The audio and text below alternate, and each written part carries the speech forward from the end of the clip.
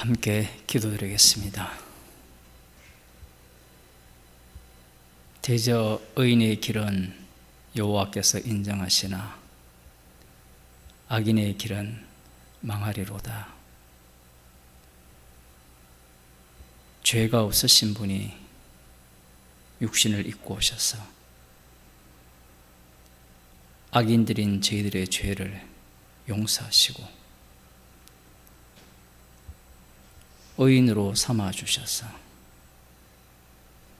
주의 의로우심을 뽐내는 자로 만들어주심을 감사드립니다. 주께서 부르실 때까지 주의 이름만을 자랑하는 저희들이 되게 하여 주옵소서. 예수님 이름으로 기도드리옵나이다. 아멘. 하나님 말씀 마태복음 18장 4절에서 14절 말씀입니다. 신약 성경 29쪽입니다.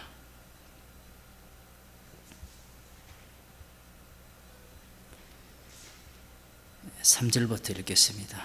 가라사대 진실로 너희에게 이르노니 너희가 돌이켜 어린 아이들과 같이 되지 아니하면 결탄코 천국에 들어가지 못하리라. 그러므로 누구든지 이 어린 아이와 같이 자기를 낮추는 그이가 천국에서 큰 자니라. 또 누구든지 내 이름으로 이런 어린아이 하나를 영접하면 곧 나를 영접함이니 누구든지 나를 믿는 이 소자 중 하나를 실족해 하면 차라리 연자 맷돌을 그 목에 달리우고 깊은 바다에 빠뜨리우린 것이 나으니라.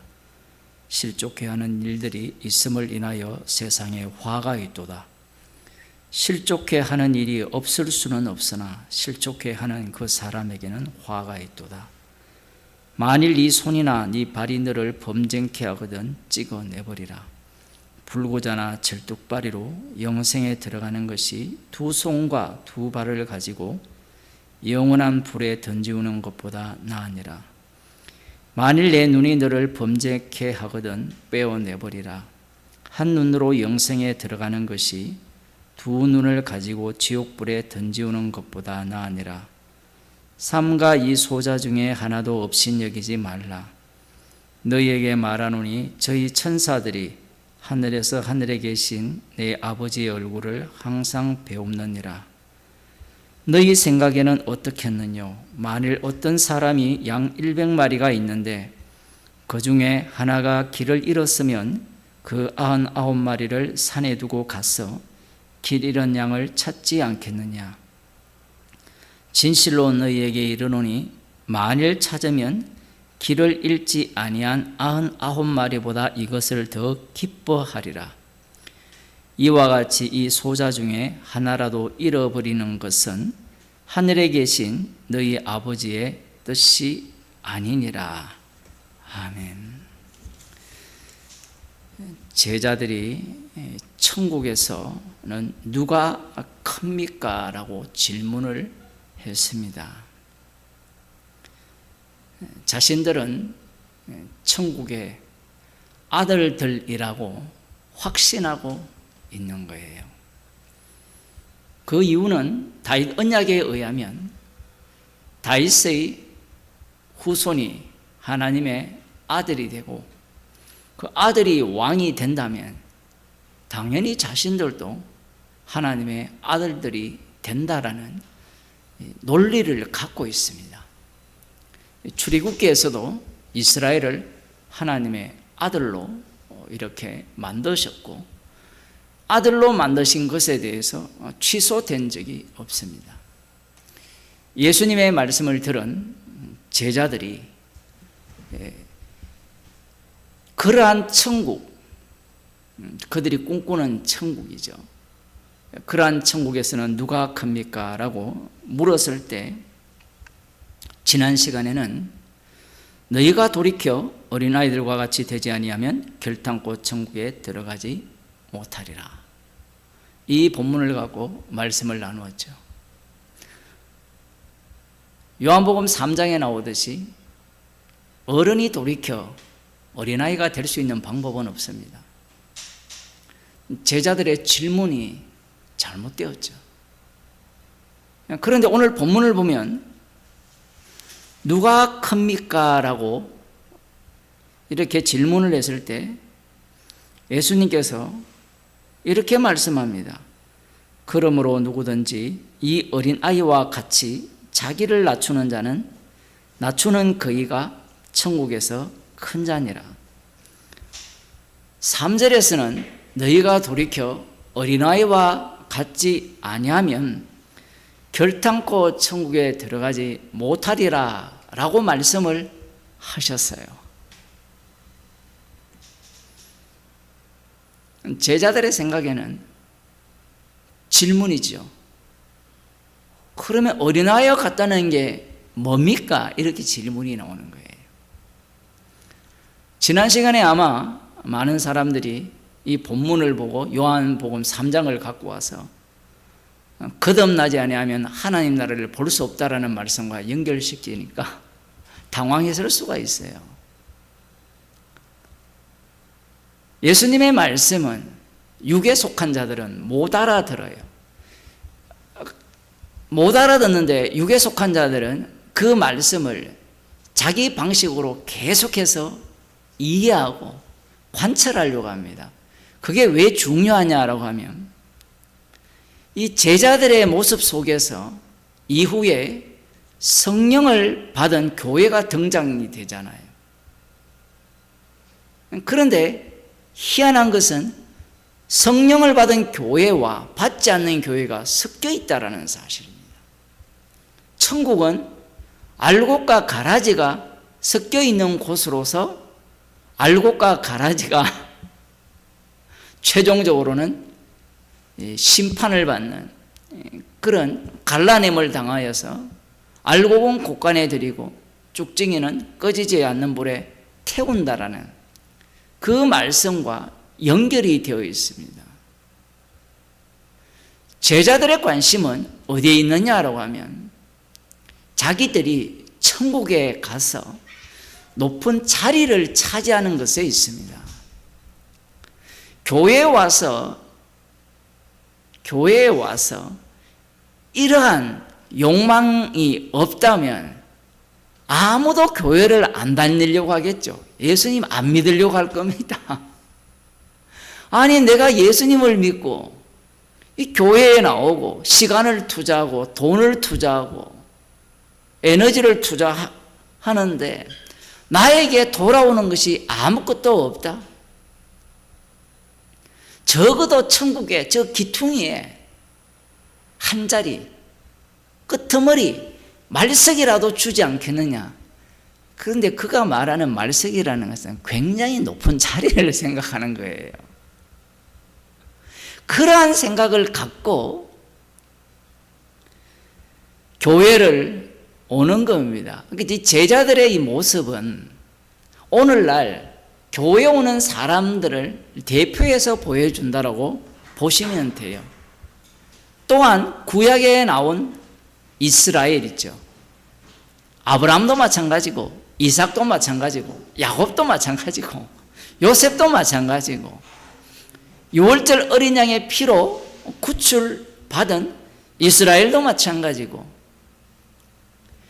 그들이 약속을 받지 못하고 이 땅에서 사라질 것을 알았다면 어떻게 했겠습니까? 물론 나중에는 알게 되죠. 이스라엘 자손들이 유월절 어린 양의 피로 구출당했을 때 광야에서 진멸당할 것을 알았으면 여러분 같으면 나가겠어요? 안 나간다 해도 바로 왕이 쫓아내버립니다. 그래서 출애굽은 강제 출애굽이거든요. 소돔과 고모라에서 롯도 강제 구원이거든요. 구원은 강제 구원 외에는 없습니다. 제자들은 천국에서는 큰 자가 있을 것이라는 그러한 생각을 확정적으로 갖고 있어요. 예수님께서 말씀을 하시면 우리는 알아들을 거라 생각을 하잖아요. 우리가 좀 이 말씀을 제대로 봐야 되는 이유가, 우리가 복음을 전하면 사람들이 알아들을 거라고 생각을 하잖아요. 그런데 상대는 알아들었다고 말을 하는데, 말하는 그 당사자의 얘기를 들어보면 딴소리를 해요. 헛소리하는 사람이 한둘이 아닙니다. 복음을 안다고 하는데 대화를 나눠보면 복음을 알고 있죠. 그야말로 지식이 줄줄줄줄 이렇게 쏟아져 나오는 겁니다. 그 속에는 무엇이 깔려 있느냐라고 하면, 제자들처럼 큰 자가 되고 싶은 그 욕망이 그 속에 가득 들어있는 거예요. 아이, 나는 죄인입니다. 나는 십자가밖에 자랑할 게 없습니다. 백날 얘기해도 귀신을 못 속여요. 성령을 속이겠습니까? 귀신도 못 속이긴데. 바울도 알고 예수도 아는데 너는 어디서 굴론 짬뽕이냐라고 이야기하잖아요.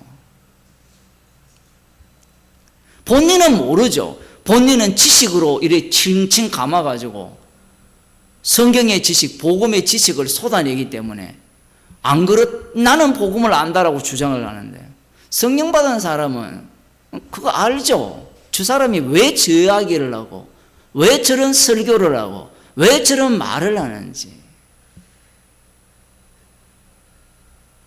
의도성이 다분히 보이는 거예요.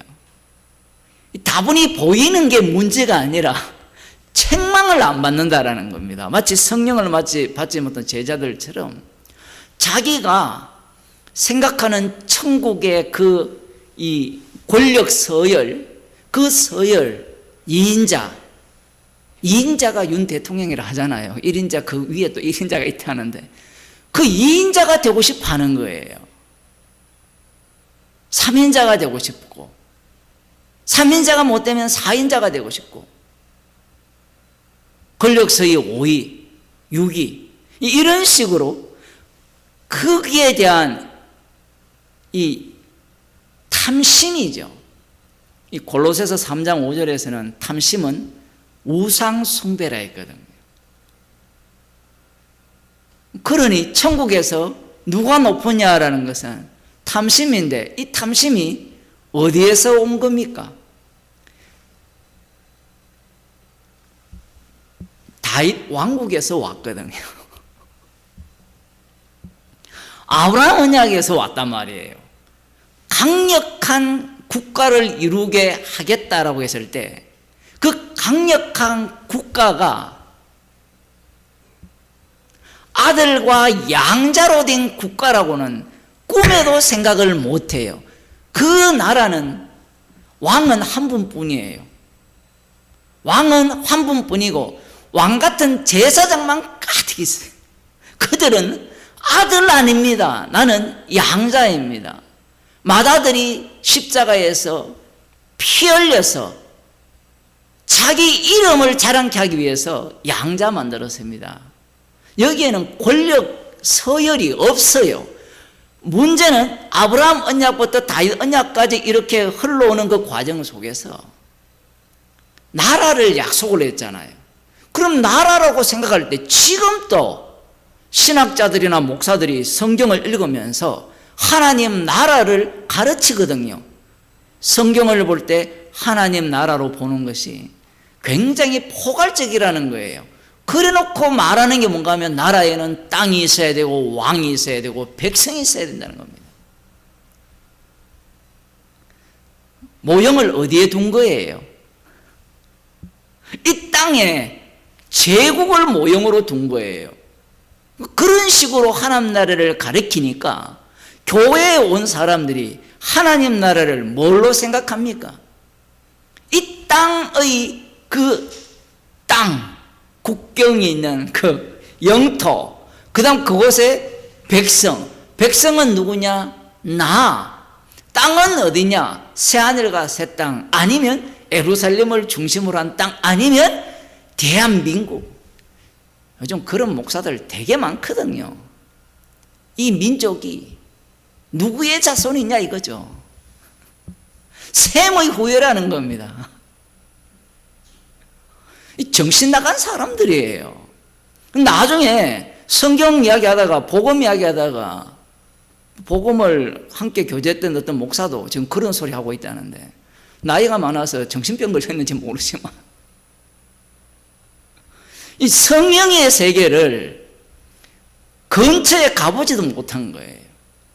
그들을 머릿속에는 하나님 나라라는 이 나라 개념이 그런 식으로 자리 잡고 있는 거예요. 지금 예수님께서 천국을 직접 만들어 보이시거든요. 문제는 세례 요한이 회개하라 천국이 가까웠다라고 외쳤는데, 세례 요한이 외친 천국은 가짜 천국이죠.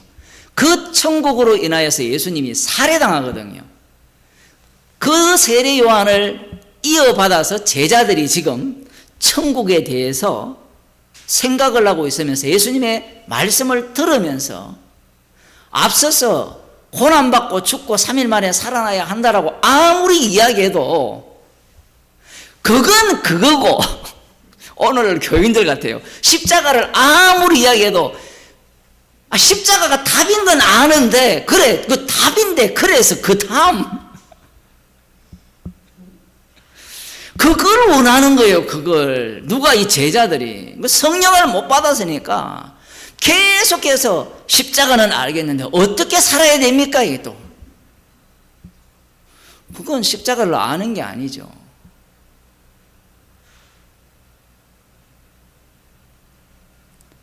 물론 그 과정에 들어갈 수 있는데, 그러면 모른다 하면 되는데 우리의 객기가 또 그렇습니까? 조금 알면 안다고 그러지. 책망을 받으면 빛으로 나오게 돼 있는데, 죄인이 되면 즐거운데, 기어코 본인은 빛이 되고 싶은 거예요. 책망받을 것 없는 빛.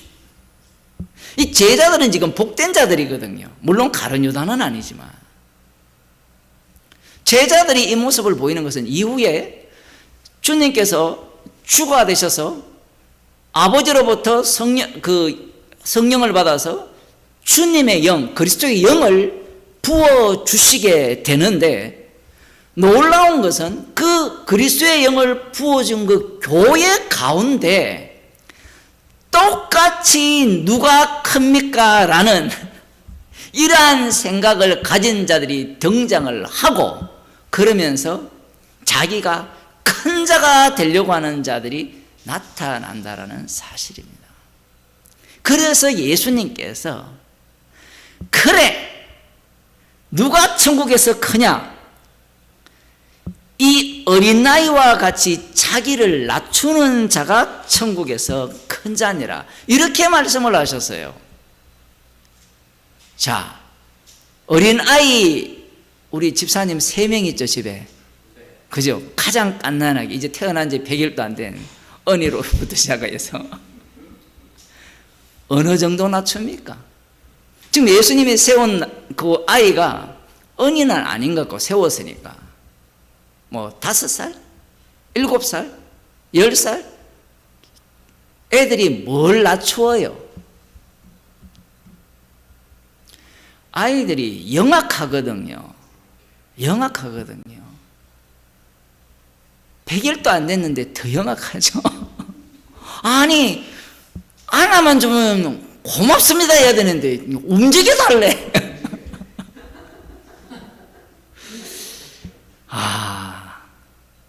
움직이는 것도 잘 움직여야 돼요.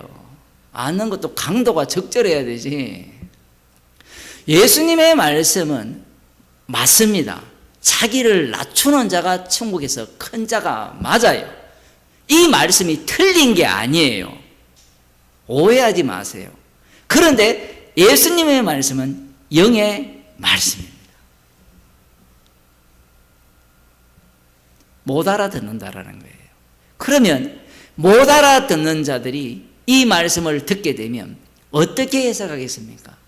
그래, 예수님은 어린아이가 자기를 낮춘다고 했단 말이야.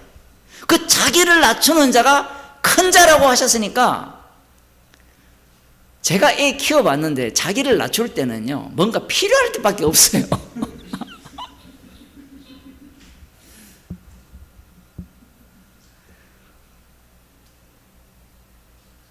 스스로 낮추는 경우가 있습니까? 예수님의 일방적 선언입니다. 이 말씀이 예수님 자신에게 적용을 해요. 지금 예수님께서 육신을 입고 오신 이 모습, 어떻게 오셨습니까? 어린아이로 오셨죠. 그분이야말로 홀로 진짜 사람이잖아요. 그래서 사람의 아들이라고 하는 거예요. 사람의 아들은 이 세상에 없다라는 겁니다. 그걸 인자라 하거든요. 자기를 낮추는 어린아이는 예수님 뿐이에요.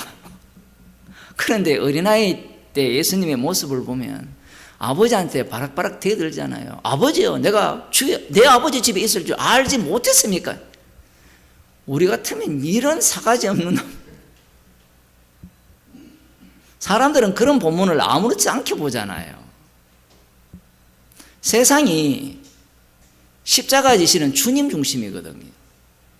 지금 예수님께서 이 어린아이와 같이 아이를 하나 세웠으니까 사람들이 여기에 빠져드는 겁니다. 아이를 세웠으니까 예수님이 헛말을 하는 게 아니라는 거예요. 그리고 이 아이처럼 자기를 낮추는 자가 천국에서는 큰 자라고 말씀을 하시니까, 그러면 그 다음 사람들이 어떤 태도를 취하겠습니까? 큰 자가 되기 위해서 어린아이처럼 낮추려고 하겠죠. 교회 보면 부족합니다. 근데 복음을 전하면 열받아 버리거든요.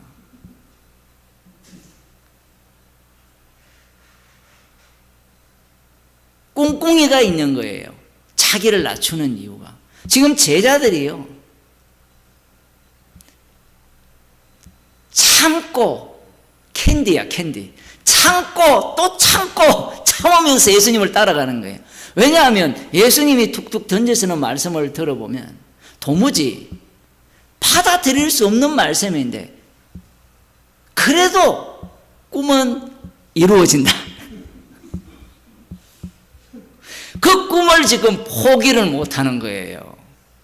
왜 포기 못합니까? 그게 그들이 사는 삶의 현장 속에서 그게 한이 되었기 때문에 그래요. 돈에 미친 사람은 돈에 한이 있어서 그래요. 그러지 않고는 어떻게 돈에 미칩니까?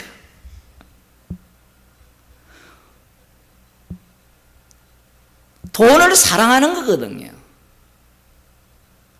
근데 돈을 이길 수 있나요, 인간이? 못 이깁니다. 이 제자들이 살고 있는 현장은 천국을 기다리는 전체적인 분위기예요. 우크라이나 국민들이 하루속히 전쟁이 끝나기를 기다리잖아요. 그런데 그 기다리는 전쟁의 종결이 러시아에 병합된다. 그러면 그들이 기다린 전쟁의 끝은 그들이 예상한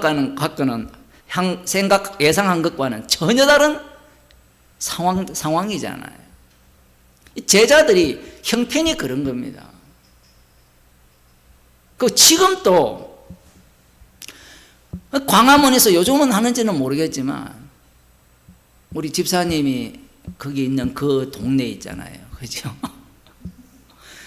그 사람들이나 지금 대통령도 맨날 반공, 공산 세력 이게 정신병이거든요. 자기가 과거에 경험했던 그 공산화 안 되는 것이 복음이에요. 왜냐하면 그놈들이 누구를 죽였어요? 자신의 부모, 형제, 재산을 다 뺏어갔단 말이에요. 그러면 반대로 이 남한이 쳐들어 올라갈 때는 이 남쪽에 속한 뭐라고 합니까? 그 조직들. 또 그 사람들은 공산주의들을 다 죽였거든요. 그건 그렇다 치더라도 그들에게 복음은 이 반공 세력을 척결하는 게 복음이에요. 예수님이라는 분이 오시면 이 공산주의자들을 제거하고 내 재산 지켜주고 내 가족 지켜주는 게 복음이라 생각하는 거예요. 제가 지금 이 말씀을 드리는 이유가 무엇인가 하면 그들이 살아왔던 환경이나 교육받았던 그 환경, 우리도 다 방공교육을 자나 깨나 받았거든요. 방공교육. 제가 중국에 20몇 년 있었지만 중국 사람들도 뭐 고전까지만 해도 북한 사람은 빨갱이니까 빨간 줄 알았어요. 대학생인데도 전라도에 가면 죽는 줄 알았어요. 가보니까 아무것도 없었거든.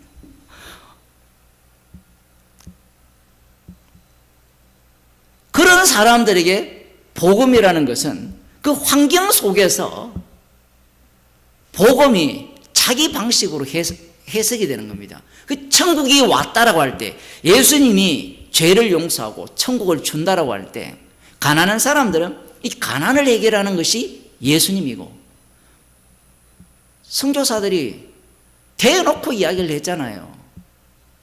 예수 믿으면 잘 먹고 잘 산다. 예수 안 믿으니까 더 잘 사는데요. 원불교 믿으니까 세계 재벌이잖아요. 삼성이. 이재용이 원불교 아닙니까? 사기를 치더라도 어디 그렇게 칩니까? 예수 안 믿어도 권력 1인자가 많잖아요. 이 땅에. 제자들이 지금 예수님께서 하시는 이 말씀에 이 관심이 어디에 있느냐라고 하면 천국은 반드시 이루어지고 천국의 왕은 예수님이 맞고 그리스도도 맞고, 이 그리스도가 저가 생각하는 그리스도가 달라요. 거기에서 한풀이를 하고 싶은 거예요. 높은 자리에 올라가서. 그래서 예수님께서 어린아이와 같이 돌이켜 어린아이가 되지 않으면 천국에 못 들어간다 라고 말씀하시면 아멘 하면 될 일인데, 인간이 포기하겠습니까? 육에 속한 자들이. 알겠습니다. 돌이켜 어린아이 같이 되겠습니다. 그 다음 나오는 말이 이와 같이 자기를 낮추는 자는 천국에서 큰 자녀라. 아, 됐습니다. 알겠어요. 이제 예수님의 말씀을 제대로 알아들었습니다.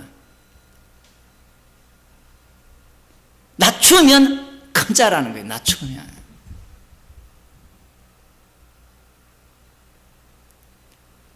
그런데 아까 골로새서 3장 5절에 탐심은 우상 숭배라 했잖아요. 인간 자체가 탐심 덩어리인데 그 자기를 낮추는 자가 큰 자라고 할 때 그 낮춤 자체가 큰 자의 태도입니까? 낮춘 자의 태도입니까?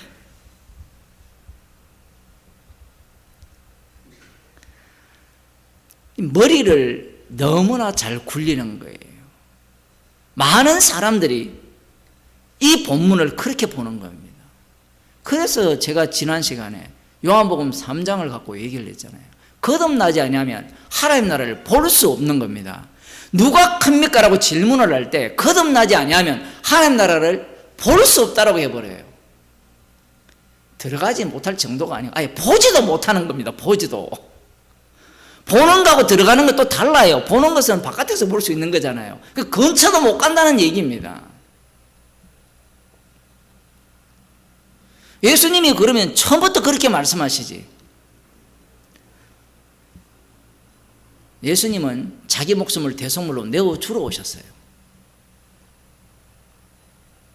십자가는 인간의 모든 죄악을 다 끄집어냅니다. 우리는 결론만 얘기하세요. 이 이야기를 하고 싶잖아요. 결론만 알고 싶고 정답만 알고 싶잖아요. 여러분도 그런 생각이 안 됩니까? 복음을 들었잖아요. 답을 아는데 뭘 또 설교를 듣고 또 모이 있고.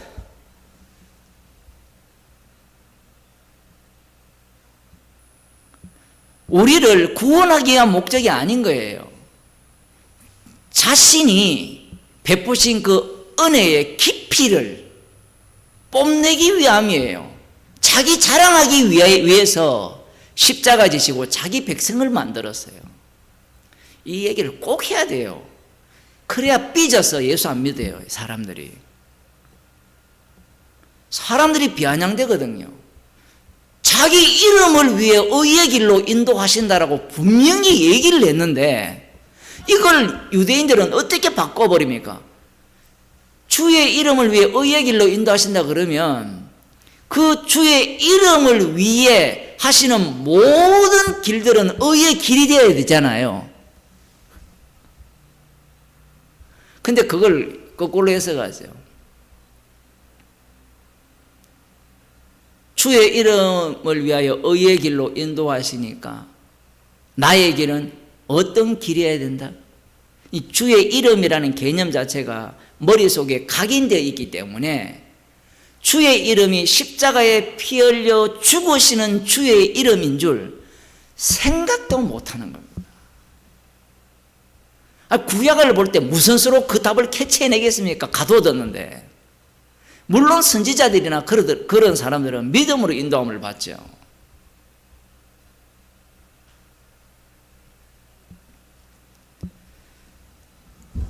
이렇게 말씀을 하시니 제자들이 그러면 나를 낮추면, 어린아이 같이 낮추면 큰 자가 될 수 있겠구나, 이렇게 이제 생각을 하는 겁니다. 그 다음 6절,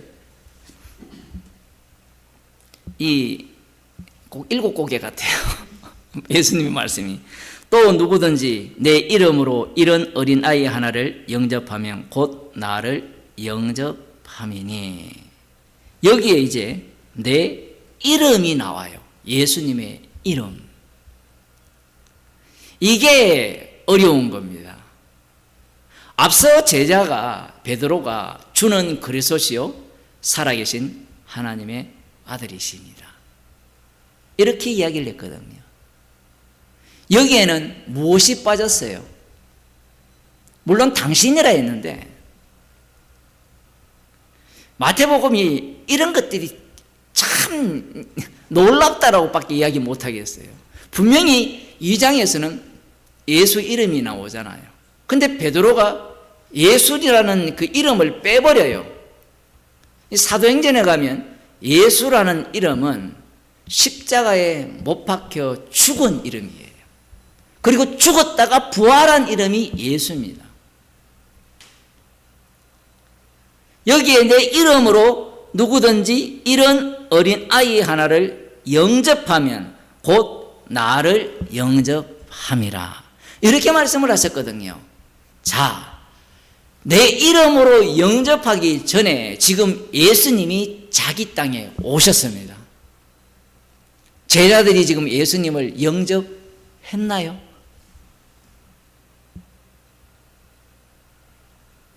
어떻습니까? 제자들은 영접을 했다라고 생각해요.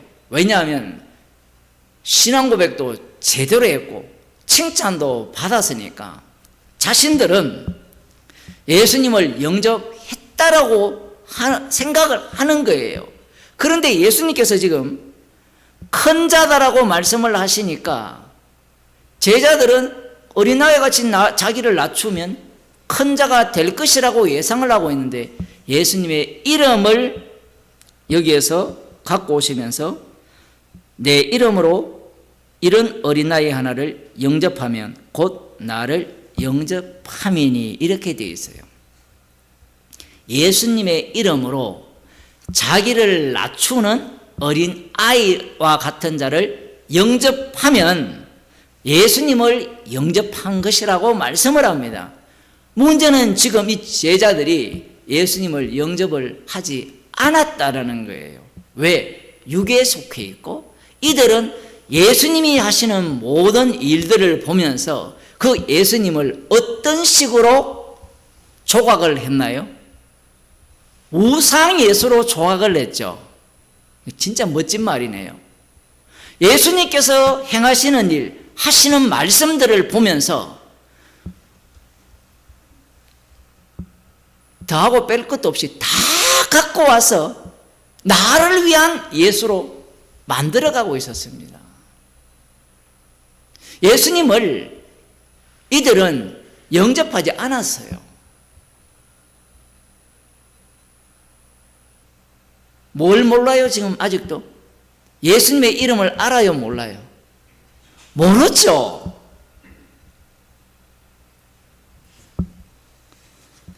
사도행전 4장 1절을 한번 보겠습니다.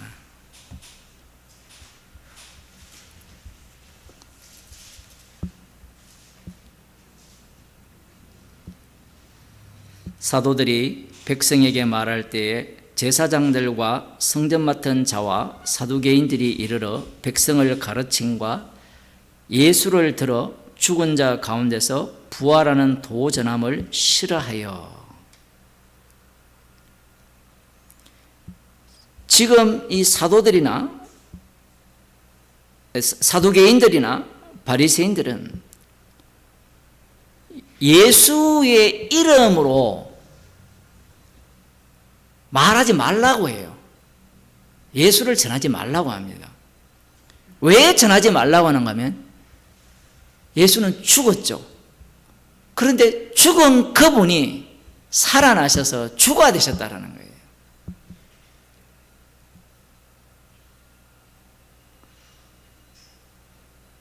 18절에 보면 그들을 불러 경계하여 도무지 예수의 이름으로 말하지도 말고 가르치지도 말라 하니. 왜 예수의 이름으로 말하지도 말고 가르치지도 말라 하느냐? 그 예수님이 어떤 분이라 했습니까? 사도들이 너희가 십자가에 못 박은 이 예수를 주와 그리스도가 되게 하셨다라는 거예요. 이것이 굉장히 중요합니다. 이 땅에서 나름대로 권력자들에 의해서 못 박혀 죽은 분이 온 만유의, 온 우주의 심판주가 되었다라는 거예요. 이 논리는 이 유대인들에게는 없어요. 심판주는 여호와 하나님 뿐입니다. 여호와 하나님은 죽는 분이 아니에요. 그런데 예수라는 분은 나사렛 예수예요. 그 당시에 예수라는 이름이 워낙 흔했으니까. 여러분의 이름도 옛날에 전화번호에 보면 한둘이 아니잖아요. 나사렛 예수, 이분이 기적을 조금 행하고 죽은 자 살리다가 그야말로 희발이 없이 십자가에 못 박혀 죽더라. 하나님의 아들다운 면모를 보여라 하더라도 여러분 거기 장면을 보세요. 예수님은 말만 살아있어요.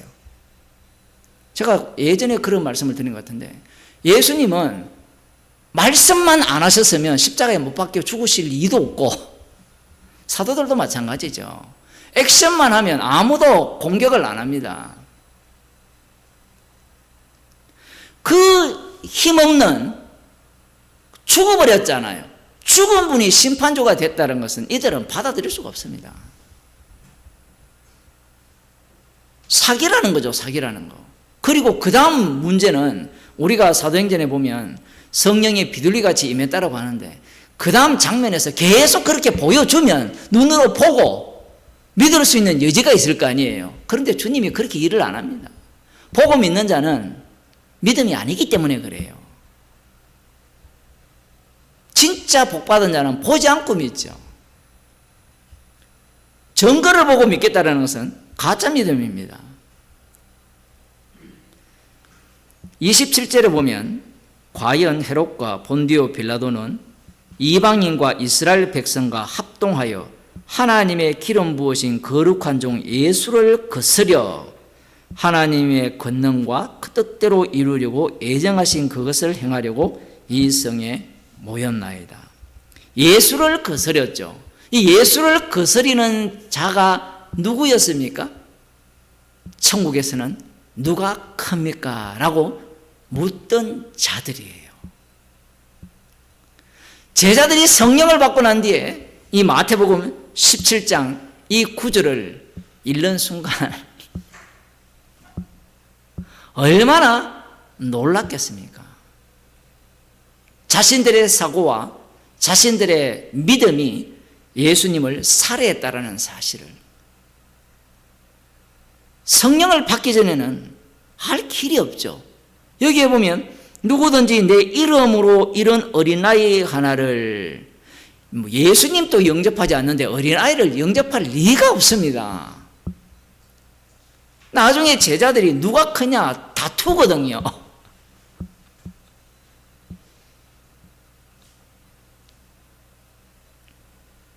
예수님의 이름이 뭔지도 모르는데요. 하나님의 본체에서는 하나님과 동등됨을 취할 것으로 여기지 않으시고 자기를 비워 종의 형체를 가져서 이 죄 없는 분이 죄 있는 육신을 입고 오셔서 죽으신 그분이 바로 예수의 이름이에요. 제자들이 그렇게 싫어했던 예루살렘에 올라가 잡혀 고난받고 죽고 사흘 만에 부활해야 할 것을 말씀하시니까 베드로가 멱살을 잡고 절대로 주님에게는 그러한 일이 닥치면 안 됩니다라고 했던 그 이름이에요. 베드로가 그 십자가의 길을 막았잖아요. 하나님이 일을 생각지 않고 사람이 일을 생각했거든요. 그러한 십자가를 전가하는 자를 누가 영접하겠느냐라는 겁니다. 그러니까 예수님께서는 이 제자들과 말씀을 나누시면서 질문과 대화를 하시면서 현재의 이 상황뿐만 아니라 십자가에서 다 이루신 이후에 이루어질 모든 내용을 다 담고 말씀을 하시는 거예요.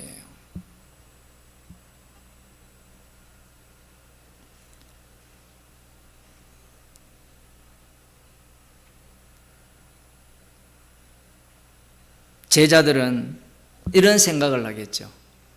자기들이 예수님의 이름도 모르고 어쨌든 주는 그리스도시요 살아계신 하나님의 아들입니다라고 믿고 있으니까 사람들이 영접할 것이다.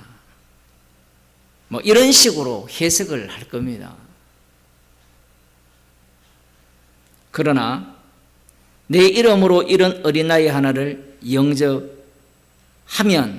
나를 영접함이니, 지금 사두개인들이 하는 이 행위가 누구의 행위였느냐라고 하면 제자들의 행위였다는 사실입니다. 이 사두개인들이 복음을 받습니까? 받지 않습니까? 받지 않죠. 그러면 이전에 성령 받은 사도들이 복음을 전할 때 우리는 어찌할꼬? 라고 하면서 회개하면서 나오는 자들은 어떻게 영접하였느냐? 고전에 어린아이가 누굽니까? 자기를 낮추는 자가 어린아이 맞죠? 예수님의 말씀은 말씀대로 시행이 되기 때문에. 그런데 자기를 낮추는 자가 어떻게 자기를 낮춥니까? 십자가에 피복음이 나오는 거예요. 사람들은 십자가를 이야기하면 교만하다고 해요. 따진다고 이야기해요.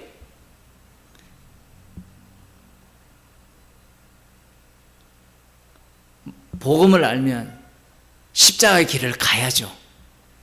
이렇게 이야기를 하는 거예요. 돼지에게는 진주를 안 던져야죠. 그런 말 나오면 가만히 있어야 되죠. 자기를 낮춘다는 것은 성령이 임했다라는 거예요.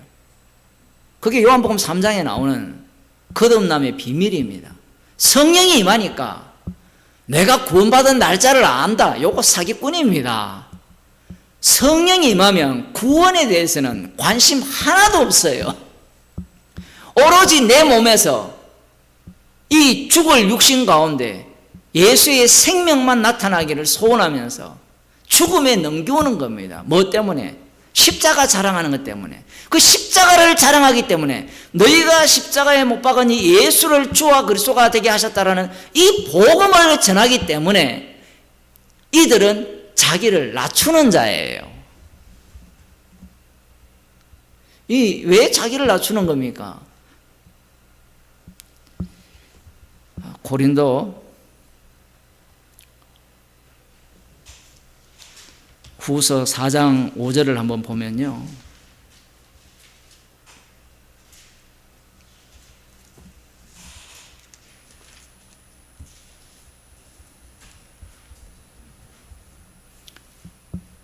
우리가 우리를 전파하는 것이 아니라 이렇게 이야기를 하죠. 이게 굉장히 중요합니다. 이 사도 바울과 일행이, 사도들이 우리를 전파하는 것이 아니라고 해요. 그 우리를 전파한다는 것은 어떤 의미입니까? 그 강서구니까 거기에 뭐 구청장 선거를 합니까? 그럼 그들이 동원하는 사람들 누구를 다 전해요? 구청장 될 사람을 전하잖아요. 누가 큽니까? 라고 질문을 했을 때 예수님을 따르는 목적이 있어요. 그런데 이들이 성령을 받으니까 자기를 전합니까? 아니면 예수 그리스도의 주되신 것을 전합니까? 예수 그리스도의 주되심을 전하죠. 예수 그리스도의 주되심을 전하는 것은 나는 뭐라는 거예요? 종이라는 거고. 그런데 어떻게 종이 되었습니까? 십자가에 피 흘리신 그분이 주가 되셔서 주님의 종으로 삼으신 거예요. 이게 사도행전 9장에 사도 바울을 부를 때 그 모습이 명료하게 드러나지 않습니까? 우리를 전한다. 많은 사람들이 자기를 전하죠. 성경을 좀 배웠다.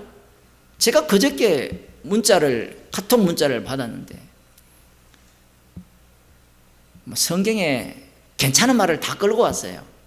그러면서 가장 중요한 말을 했습니다. 내가 퇴근할 때 하나님의 계시를 받았습니다. 우리같이 복음을 아는 사람은 하나님의 계시라고 하면 사기꾼이죠. 벌써 십자가가 나와야 되는데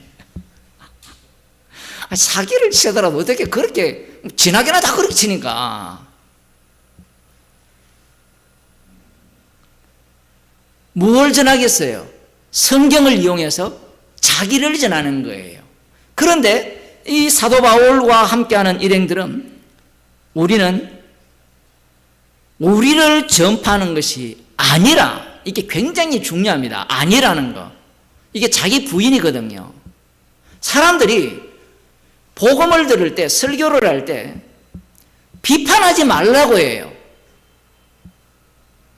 왜 자꾸 그 잘못된 걸 비판하느냐? 옳은 이야기만 하라는 거예요.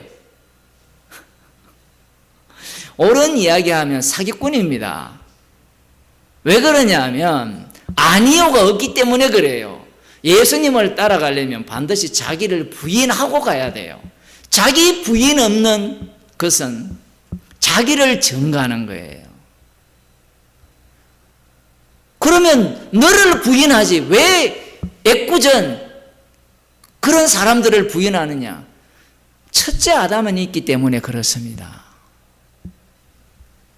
이스라엘의 문제를 왜 지적하고 있고 제자들의 문제를 왜 지적해야 됩니까? 그 사람들은 희한한 게 제자들을 비판하면요, 그거는 받아들여요. 그런데 현실교회에 있는 목사들이 엉터리라고 하면 그건 또 못 받아들여요. 제 생각에는 거꾸로 돼야 되는 거 아니에요?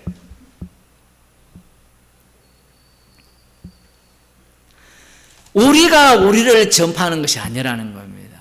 그 제자들은 지금 예수님을 따라다니는 목적이 예수님을 자기가 필요한 용도로 쓰기 위해서 따라다니는 거거든요.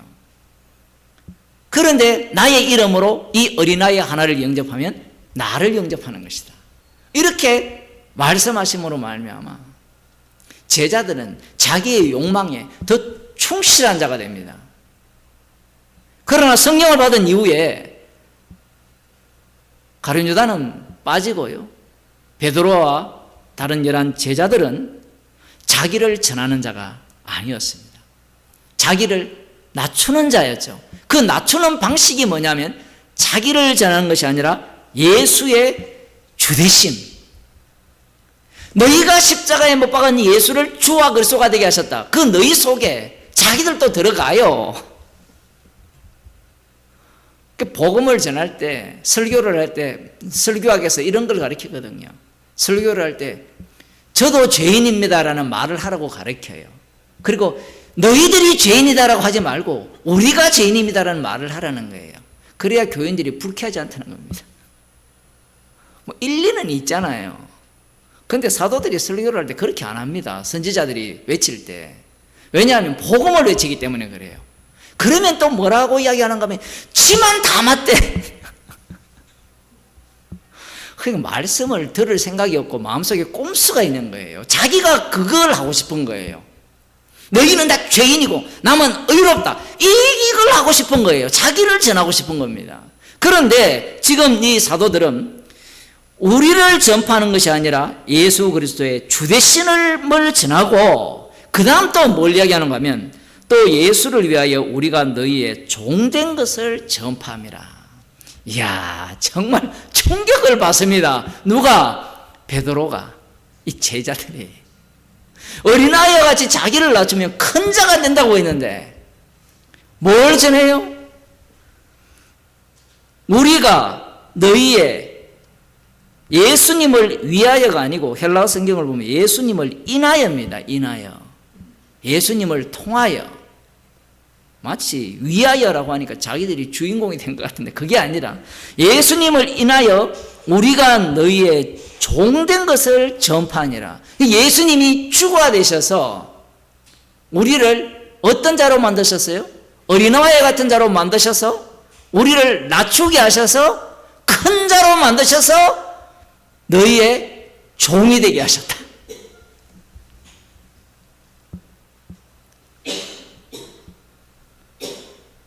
주님을 따를 때 처음부터 자기를 증거하기 위해서 예수님을 따른 자들은 모두 다예요. 사실은 어느 누구도 어른에서 돌이켜 어린아이가 될 인간이 아무도 없습니다. 주님의 십자가의 피능력으로 자기 이름을 위해서 이러한 새로운 피조물을 만든 거예요. 그러니 예수님의 말씀을 내가 낮추어서 내가 어린아이를 영접해서 그런 꿍꿍이는 통하지가 않습니다. 우리가 성령 받은 자로서 우리를 전하는 자가 되면 안 돼요. 예수님의 주되심과 또한 예수님을 인하여 우리가 너희의 종된 것을 전파해야 돼요. 예수님의 모든 성경의 모든 말씀은요, 혼자 신앙하는 사람에게는 해당 사항 자체가 없어요. 십자가 사건 자체가 혼자 이룬 게 아니기 때문에 홀로 일어난 사건이 아니기 때문에 그렇습니다. 살해자가 있고 살해당하는 분이 있었거든요. 성도는 십자가의 증인입니다. 큰 자가 되기 위해서 예수님을 믿는 게 아니에요. 그런 탐심들이 우리 속에 고스란히 녹아 있는데 주님께서 우리를 책망하시면서 우리를 부르신 목적이 우리 증거하라고 나 구원받았다는 것을 뽐내라고 부른 것이 아니라 예수님의 주되심과 그걸로 끝나는 게 아닙니다. 그 정도는 누구나 다 할 수 있죠. 예수님의 주되심을 전하는 것은 누구나가 가능한데 우리가 예수님으로 인하여서 너희의 종된 것을 전한다. 표현이 참 독특하죠. 종된 것이 무엇이냐면 우리는 헐벗더라도 너희들은 부유하고 사망은 이들 속에서 역사하고 생명은 저들 가운데 역사하는 그러한 십자가의 정인으로 주님이 삼으신 겁니다. 우리는 십자가의 피를 증거하는 증인이에요. 나의 증인이 아닙니다. 기도하겠습니다. 하나님 아버지, 나를 증거하는 자가 아니라 예수님의 주되심을 증거하는 십자가에 못 박혀 죽으신 분이 심판주 되심을 증거하며 주의 백성들을 위한 종이 된 것을 전하는 자로 저희들을 삼아주심을 감사드립니다. 주님의 말씀 속으로 저희들을 친히 인도하셔서 주님의 피 공론만을 자랑하는 주의 백성이 되게 하여 주옵소서. 예수님 이름으로 기도드리옵나이다. 아멘. 하늘에 계신 우리 아버지여, 이름이 거룩히 여김을 받으시오며 나라에 임하시오며 뜻이 하늘에서 이루어진 것 같이 땅에서도 이루어지이다. 오늘날 우리에게 일용할 양식을 주옵시고 우리가 우리에게 죄진 자를 사하여 준 것 같이 우리 죄를 사하여 주옵시고 우리를 시험에 들게 하지 마옵시고 다만 악에서 구하옵소서. 대개 나라와 권세와 영광이 아버지께 영원히 사옵나이다.